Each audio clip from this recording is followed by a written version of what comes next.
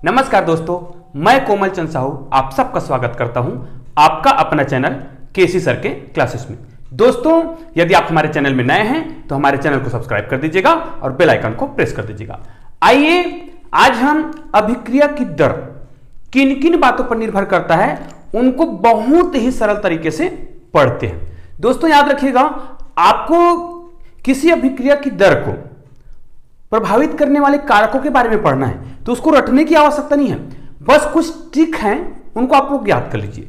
जैसे हम लोग घर में, मैंने बताया भी था, यदि हम चाय बनाते हैं या शरबत बनाते हैं तो उसमें जो आप लोग देखते हो कि उसमें क्या क्या परिवर्तन होता है और कब कब परिवर्तन होता है, ये आपको काम आएगा कि अभिक्रिया की दर जो है किस किस बातों पर निर्भर करता है। बस आपको भौतिक रूप में देखना है और उसको रासायनिक रूप में प्रयोग करना है। तो कैसे, आइए देखते हैं।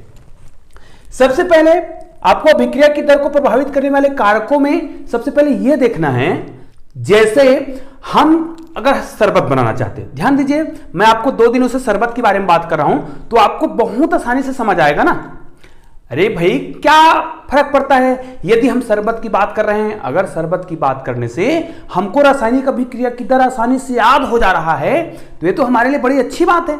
तो आइए सबसे पहले ये देखते हैं कि अभिकारक के सांद्रण जो होता है उस पर निर्भर करता है। कैसे? जैसे आप लोग यदि 1 गिलास पानी में एक मिश्री का बड़ा सा डल्ला होता है, ठीक है, मिश्री का एक टुकड़ा है, ये देखिए, मैं आपको बहुत ध्यान से समझा रहा हूं। आपको क्या करना है, मिश्री का एक बड़ा सा टुकड़ा है, उसको 1 गिलास पानी में आप डाल दो और उसको घोलो। क्या वो बहुत जल्दी घुलेगा? नहीं घुलेगा।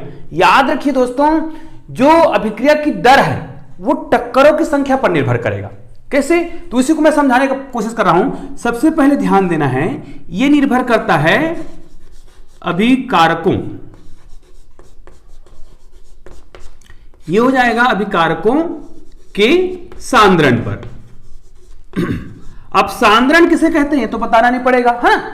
किसी पदार्थ में विलेय पदार्थ की मात्रा, है ना, विलेय पदार्थ जितने अधिक होगा वो उसका क्या कहलाता है? सांद्रण कहलाता है। अब मैं क्या बोल रहा था, यदि आप 1 गिलास पानी में एक मिश्री का डल्ला डाल दिए, टुकड़ा डाल दिए, तो क्या वो जल्दी से घुलेगा? नहीं घुलेगा। क्यों नहीं घुलेगा?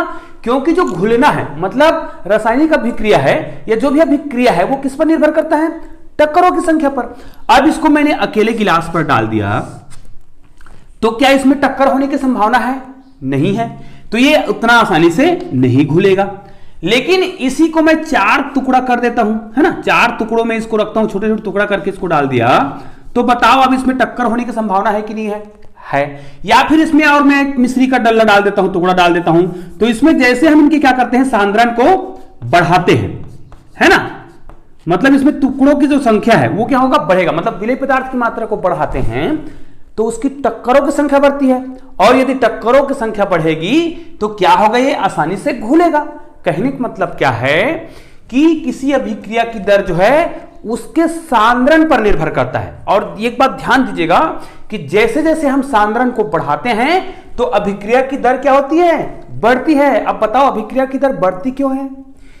क्योंकि किसी पदार्थ में जब विलेय पदार्थ की मात्रा बढ़ती है, मतलब उसके सांद्रण को जब हम बढ़ाते हैं तो टक्करों की संख्या क्या होती है जी?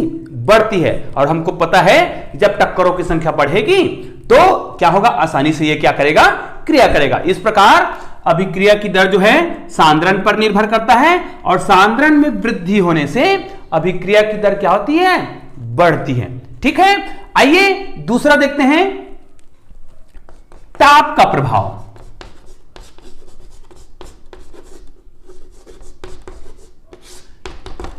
है ना, इफेक्ट ऑफ टेम्परेचर। अब इसको आपको बताने की आवश्यकता नहीं है, मैं घर की ही उदाहरण देके आपको बता रहा हूं। यदि आपको क्या बनाना है? चाय बनाना है। तो चाय बनाना है तो हमने क्या किया? पानी लिया, उसमें शक्कर डाल दिए और जो भी चीज डालना है डाल दिए। ऐसे रखे रहेंगे तो क्या आसानी से अभिक्रिया होगा? नहीं होगा। जैसे ही हम उसको गर्म करते हैं तो अभिक्रिया क्या होती है? तेजी से होने लगती है। मतलब सिंपल सा बात है, हमको समझ आ गया है कि ताप का कैसा प्रभाव पड़ता है। जैसे जैसे हम ताप को बढ़ाते हैं तो अभिक्रिया की दर क्या होती है? बढ़ती जाती है। लेकिन एक विशेष बात ध्यान दीजिएगा, ताप जो है ये 2 प्रकार से निर्भर करता है ना, पहला दूसरा, मतलब ए और बी। ये कैसे होगा? एक होगा यदि वो उष्माक्षेपी है, है ना, ऊष्माक्षेपी अभिक्रिया हो सकता है ना, और दूसरा हो सकता है ऊष्माशोषी। ठीक है, अब ध्यान दो, जैसे एक ऊष्माक्षेपी अभिक्रिया है और एक जो है ऊष्माशोषी अभिक्रिया है। ऊष्माक्षेपी का मतलब क्या होता है, वो जो है ऊष्मा को निकालता है, लेता नहीं है। ऊष्माक्षेपी जैसे जैसे उसको गर्म करोगे तो वो गर्म नहीं होगा, वो ऊष्मा को विक्षेपित करता है, मतलब ऊष्मा को क्या करता है, अपने में से निकालता है। इसका मतलब तो ये हुआ कि ऊष्माक्षेपी अभिक्रिया में ताप को जब बढ़ाएंगे तो इसका मतलब यह है कि अभिक्रिया की दर जो है बढ़ेगी नहीं, क्योंकि ऊष्माक्षेपी अभिक्रिया में क्या होता है, ऊष्मा का उत्सर्जन होता है ना, इसलिए ऊष्माक्षेपी में अभिक्रिया की दर नहीं बढ़ती है, कम होती है। लेकिन यदि वो अभिक्रिया क्या है, ऊष्माशोषी अभिक्रिया है। ऊष्माशोषी मतलब वो ऊष्मा को क्या कर रहा है, अवशोषित कर रहा है, मतलब टेम्परेचर को अपने में रख रहा है। इसका मतलब तो ये हुआ कि जैसे जैसे हम उनके ताप को बढ़ाते जाएंगे तो अभिक्रिया की दर क्या होती जाएगी, बढ़ती जाएगी। बड़ा सिंपल सा बात है। तो ध्यान दीजिएगा, ऊष्माशोषी अभिक्रिया में जब हम किसी ताप को 10 अंश सेंटीग्रेड बढ़ाते हैं, ध्यान दीजिएगा 10 अंश सेंटीग्रेड तक बढ़ाएंगे तो उनका जो अभिक्रिया की जो दर होती है वो क्या हो जाता है, दुगुना हो जाता है। ध्यान दीजिएगा, मतलब टेम्परेचर को 10 अंश सेंटीग्रेड बढ़ाने से उनकी जो अभिक्रिया की दर है वो 2 गुनी हो जाती है। ठीक है, आइए तीसरा प्रभाव देखते हैं। ये हो जाएगा अभिकारक, है ना, या उत्पाद की प्रकृति पर निर्भर करता है ना। तो ये दोनों की ही प्रकृति पर निर्भर करेगा। अब ये कैसे निर्भर करेगा, है ना, तो इसके बारे में पढ़ते हैं। इनकी प्रकृति 2 प्रकार की होगी, एक भौतिक प्रकृति और एक रासायनिक। तो हम पहले देखते हैं भौतिक। ठीक है, अब ये तो आपको समझ आ गया है। जैसे मैं शरबत की बात कर रहा हूं, आपको 100% एक ही बार में समझ आएगा, बस ध्यान से सुनिएगा। जैसे अगर हम भौतिक प्रकृति की बात करें, एक मिश्री का मैंने डल्ला लिया था, ध्यान दीजिएगा, टुकड़ा लिया था, एक हमने पात्र लिया था। तो चलो अब हम 3 पात्र लेते हैं, है ना, हमारे पास ऐसे 3 पात्र हैं जिसमें हमको घोलना है। तो हमने इसमें समान मात्रा में पानी भर रखा है। ठीक है, ठीक है, मैंने इसमें ध्यान दीजिएगा एक ही कप मिश्री के डल्ले डाले, है ना, मिश्री के टुकड़े डाले, और उसकी मात्रा कितनी है, 1 कप। यहां पर मैंने डाले एक ही कप शक्कर के दाने डाले। ध्यान दीजिए, शक्कर के दाने मिश्री के दाने से बहुत छोटे होते हैं। और यहां पर मैंने डाले 1 कप शक्कर को पाउडर बना दिया, फिर उसको डाले। आपको बड़ा आसानी से समझ आ जाएगा कि भौतिक प्रकृति पर कैसे निर्भर करता है। हमने यहां पर मिश्री के बड़े बड़े टुकड़े डाले, 1 कप डाले। यहां पर हमने शक्कर के दाने डाले, वो भी 1 कप डाले। यहां पर हमने शक्कर को पाउडर बनाकर डाला, वो भी 1 कप ही डाला। अब आप लोग खुद ही समझ जाओ कि इसमें जल्दी घुलेगा कि इसमें घुलेगा कि इसमें घुलेगा। बताओ किसमें जल्दी घुलेगा, वो इसमें घुलेगा। क्यों इसमें घुलेगा, क्योंकि हमको पता है कि यहां पर क्या हो गया है, इसमें उनकी मात्रा जो है क्या हो गया है, अधिक हो गया है। इसका मतलब यह है इसमें टक्करों की संख्या क्या होगा, अधिक होगा। और हमको पता है कि टक्करों की संख्या के आधार पर वो क्या होता है, बढ़ता है। दूसरा होगा रासायनिक, है ना, रासायनिक प्रभाव। देखो, अभिकारक पर उत्पाद की प्रकृति का निर्भर करेगा, एक होगा भौतिक और दूसरा होगा रासायनिक। ये बहुत महत्वपूर्ण है ना। कैसे निर्भर करेगा, तो इसके कुछ उदाहरण हम लोग देखते हैं, है ना। जैसे यहां पर 2 उदाहरण देख लेते हैं। एक होगा, मान लीजिए हमारा इनो है, ये गैसीय रूप में होगा। इनको जब हम क्रिया कराएंगे ऑक्सीजन के साथ, ये भी गैसीय रूप में होता है, तो क्या बनेगा जी, ये बनेगा NO2। ध्यान दीजिएगा। दूसरा है, मान लीजिए हम कार्बन मोनोऑक्साइड लेते हैं, ये भी गैसीय रूप में होगा। इनको क्रिया कराते हैं इनके साथ, ऑक्सीजन के ही साथ, ये भी होगा, तो ये बनेगा कार्बन डाइऑक्साइड। ये भी गैस है, ठीक है, ये भी गैस है। अब ध्यान दो, इनमें से कौन सी अभिक्रिया जो है तीव्र होगी और कौन सी अभिक्रिया जो है मंद होगी। अब बहुत ध्यान से सुनिएगा, किसी अभिक्रिया की दर जो है उसकी सक्रियण ऊर्जा पर निर्भर करता है ना, मतलब बंध की प्रकृति पर निर्भर करता है। कैसे, मतलब जो आसानी से बंध क्या करेगा, टूटेगा। जो बंध, जैसे इनमें जो बंध है और इनमें जो बंध है, इनमें से जो बंध आसानी से टूटेगा, ध्यान दीजिएगा, अभिकारकों की जो बंध आसानी से टूटता है उतने ही आसानी से उत्पाद में बंध बनता है। तो ध्यान दीजिएगा, यहां पर जो बंध ऊर्जा है ना, बंध जो होता है वो क्या होता है, आसानी से टूटता है। मतलब जो सक्रियण ऊर्जा का मान है वो क्या होता है, बहुत कम होता है। तो सक्रियण ऊर्जा का मान जितना कम होगा वो उतना ही आसानी से बंध में क्या होगा, उनका जो बंध है वो क्या होगा, टूटेगा। और जितना आसानी से ये टूटेगा उतने ही आसानी से उत्पाद जो है क्या करता है, बंध बनाता है। इसका मतलब ये है, ये वाला जो अभिक्रिया है वो क्या कहलाएगा, वो तीव्र अभिक्रिया कहलाएगा। कब, जब इसमें बंध ऊर्जा का मान, मतलब इसमें सक्रियण ऊर्जा, ये जो सक्रियण ऊर्जा का मान है ना, सक्रियण ऊर्जा, तो इसमें सक्रियण ऊर्जा का मान क्या होता है जी, कम होगा। इसमें सक्रियण ऊर्जा का मान कम होता है, तभी तो बंध आसानी से टूटता है। और जब बंध आसानी से टूटेगा, ध्यान दीजिएगा, अभिकारक का बंध आसानी से टूटता है तो उत्पाद का उतने ही आसानी से बंध बनेगा। मतलब यह अभिक्रिया तीव्र वेग से होगा। जस्ट उल्टा इसमें होता है, इसमें जो सक्रियण ऊर्जा का मान है वो क्या होता है, वो अधिक होता है। अब सक्रियण ऊर्जा का मान अधिक है मतलब उसको बांध के रखने की क्षमता अधिक है, मतलब इसका जो बंध होता है वो प्रबल होता है। अब बंध अधिक है तो ये आसानी से टूटेगा नहीं। अब यदि अभिकारक की जो बंध है वो प्रबल है तो उत्पाद बनने में क्या होगा, उसको आसानी नहीं होगी। इसका मतलब यह है, यदि सक्रियण ऊर्जा का मान अधिक है तो वो अभिक्रिया आसानी से नहीं होता है। तो इस प्रकार की जो अभिक्रिया होगा वो क्या अभिक्रिया कहलाएगा, वो मंद अभिक्रिया कहलाएगा। इस प्रकार हम देखते हैं कि रासायनिक प्रभाव में ये देखते हैं कि जिसमें बंध जो है क्या होता है, वीक होता है, मतलब सक्रियण ऊर्जा का मान क्या होता है, कम होता है, वो तीव्र वेग से क्रिया करेगा। और जिसमें सक्रियण ऊर्जा का मान अधिक होता है, बंध क्या होगा, इसमें स्ट्रांग होगा, मतलब ये आसानी से नहीं टूटेगा। तो इस प्रकार की अभिक्रिया क्या कहलाएगी, तो वो जो है मंद अभिक्रिया कहलाती है। आइए दोस्तों देखते हैं चौथा प्रभाव, ये होता है विकिरण। विकिरण का प्रभाव। अब विकिरण किस प्रकार प्रभावित करेगा, ये तो पता है कि विकिरण से निश्चित रूप से किसी अभिक्रिया की दर में परिवर्तन निश्चित रूप से होता है। यदि हम किसी अभिक्रिया को अंधेरे कमरे में करते हैं और प्रकाश में करते हैं तो निश्चित रूप से इसकी अभिक्रिया पर प्रभाव पड़ता है। तो आइए देखते हैं कि वो किस प्रकार प्रभावित करता है। तो पहला देख लेते हैं, इसके दो प्रकार होंगे, एक अंधेरे में होगा और एक उजाले में होगा, है ना। क्योंकि विकिरण का प्रभाव मतलब जिसमें प्रकाश पड़ेगा और जिसमें प्रकाश नहीं पड़ेगा।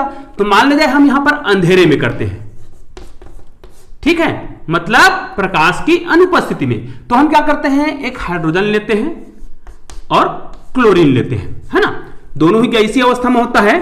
तो ये क्या है, ये जो है प्रकाश की अनुपस्थिति में होता है, ठीक है। तो प्रकाश की अनुपस्थिति में जब क्रिया होगा तो ये 2HCl तो बनाएगा, है ना। उसी प्रकार दूसरा होगा, ये क्या होगा, प्रकाश की उपस्थिति में हो जाएगा, है ना, प्रकाश में हो जाएगा। मतलब ये भी जब क्रिया करेगा, ये दोनों ही गैसीय अवस्था में होता है ना। इसको हम लिख सकते हैं गैस, ऐसा यहां पर भी ये, ठीक है। अब इनको जब आप क्रिया कराओगे तो मान लीजिए क्या है, ये प्रकाश की उपस्थिति में है। तो हम यहां पर लिख देते हैं प्रकाश की उपस्थिति, मतलब यहां पर हम अल्ट्रावायलेट लिख देते हैं, यूवी। अल्ट्रावायलेट किरणों की उपस्थिति में जब क्रिया करेगा तब क्या करेगा, ये भी 2HCl तो बनाएगा। दोनों ही स्थितियों में ये 2HCl बना रहा है, लेकिन इसमें अभिक्रिया तीव्र कौन होगा, कौन अधिक तेजी से क्रिया करेगा।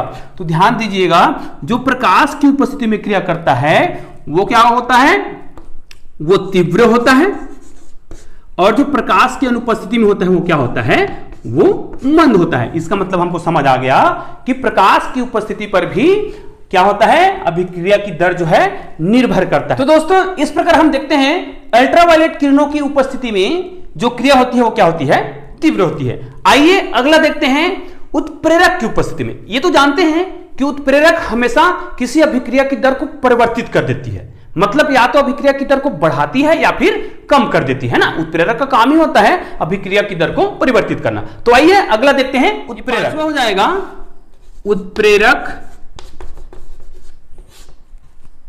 का प्रभाव। दोस्तों ये तो जानते हैं कि उत्प्रेरक के कारण अभिक्रिया की दर परिवर्तित होती है। तो आइए हम देखते हैं उत्प्रेरक की उपस्थिति में अभिक्रिया की दर क्या होती है। जैसे एथिल एसीटेट को, है ना, ये एथिल एसीटेट होता है, इनको हम कराते हैं किसी भी अम्ल की उपस्थिति में, मतलब कोई अम्ल है उसकी उपस्थिति में जब जल अपघटन कराते हैं, है ना। जल अपघटन मतलब तो जानते हैं, जल से क्रिया कराते हैं। चलो, तो यहां पर मैं कोई अम्ल नहीं लिख रहा हूं, अम्ल के जो आयन है, क्योंकि हमको पता है अम्ल किसको बोलते हैं जी, जो H+ आयन देता है ना। यहां पे आपने पढ़ा होगा ना कि अम्ल की परिभाषा क्या है, जो H+ आयन देता है वो क्या कहलाता है, अम्ल। तो हम यहां पर अम्ल ना लिख करके केवल उसके अम्ल के जो आयन होते हैं उनको लिख लिए हैं। अब याद रखिएगा, जब एथिल एसीटेट को किसी अम्ल की उपस्थिति में जल से क्रिया कराते हैं, मतलब जल अपघटन कराते हैं, तो आपको ये तो पता है जल से क्या आयन बनता है जी, ये OH- आयन बनता है और प्लस क्या बनता है, H+ आयन बनता है। तो यहां से क्या होगा, आपको ध्यान दीजिएगा, यहां से ये जो है इनके साथ जुड़ेगा, देख लो, तो C2H5 और OH बनेगा। तो यहां पर लिख लेते हैं हम, ये हो जाएगा C2H5OH, मतलब ये क्या बन गया, एथिल अल्कोहल बन गया। और यही जो है ये वाला इनसे जुड़ेगा H+ आयन से, तो ये क्या बनाएगा, यहां पर ये हो जाएगा CH3COO और H।